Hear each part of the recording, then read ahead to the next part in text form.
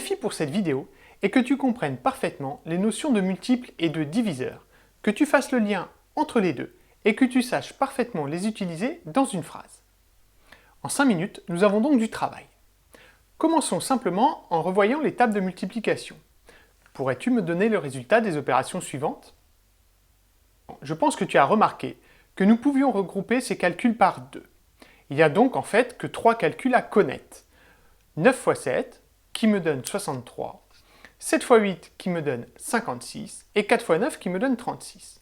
Effectivement, dans une multiplication, que je calcule 4 fois 9 ou 9 fois 4, j'obtiens le même résultat. On dit qu'elle est commutative. Et si maintenant je te demande de faire ces 3 calculs, peux-tu me donner les résultats? Tu as peut-être eu le réflexe de prendre la calculatrice, puisque la division te faisait peur, mais il n'y en a absolument pas besoin ici. En effet, il suffit de connaître ces tables de multiplication, notamment les résultats de tout à l'heure, pour pouvoir trouver les réponses à ces questions. Pour 56 divisé par 8, si tu sais que 7 fois 8 est égal à 56, alors 56 divisé par 8 est égal à 7. Pour 63 divisé par 9, il en est de même. Si tu sais que 7 fois 9 égale 63, alors 63 divisé par 9 est égal à 7.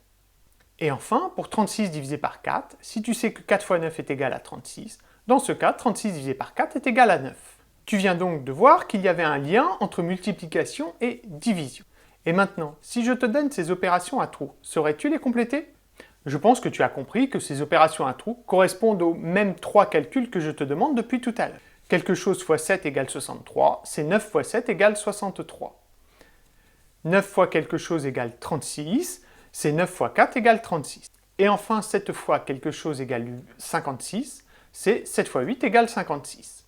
Tu as donc compris qu'il y avait un lien entre les multiplications de tout à l'heure, les divisions et ces opérations à trous. En effet, elles correspondent toutes au même calcul, le calcul d'une table de multiplication.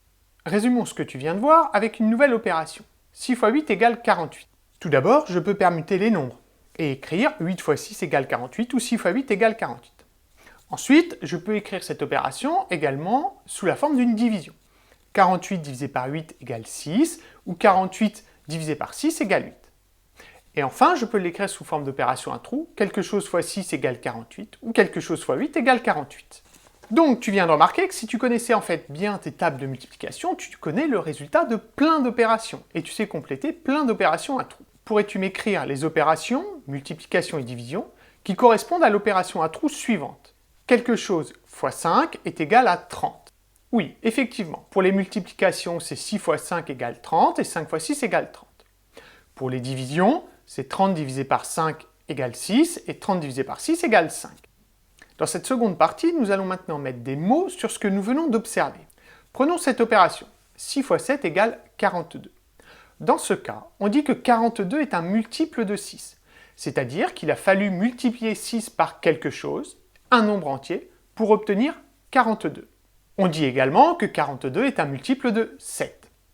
Si maintenant nous écrivons cette opération sous la forme d'une division, 42 divisé par 6 égale 7.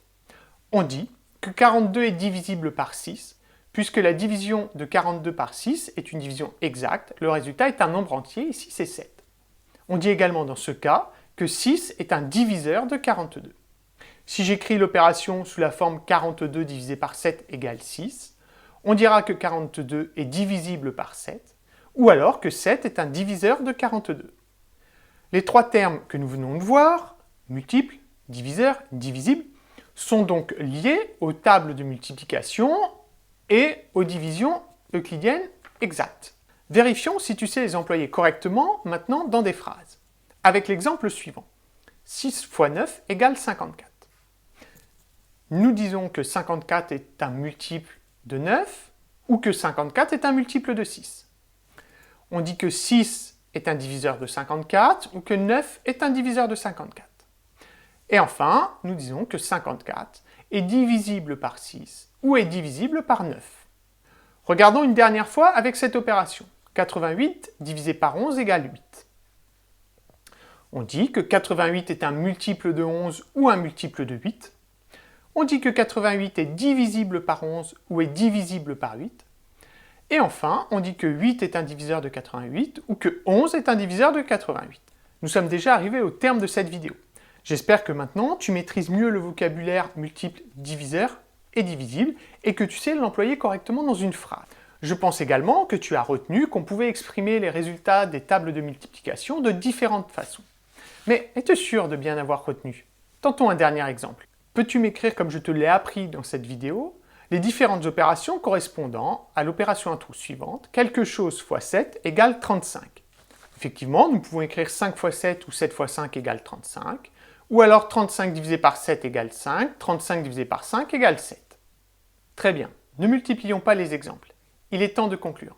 Je te propose de t'entraîner sur quelques exercices en les téléchargeant, et je te dis à bientôt!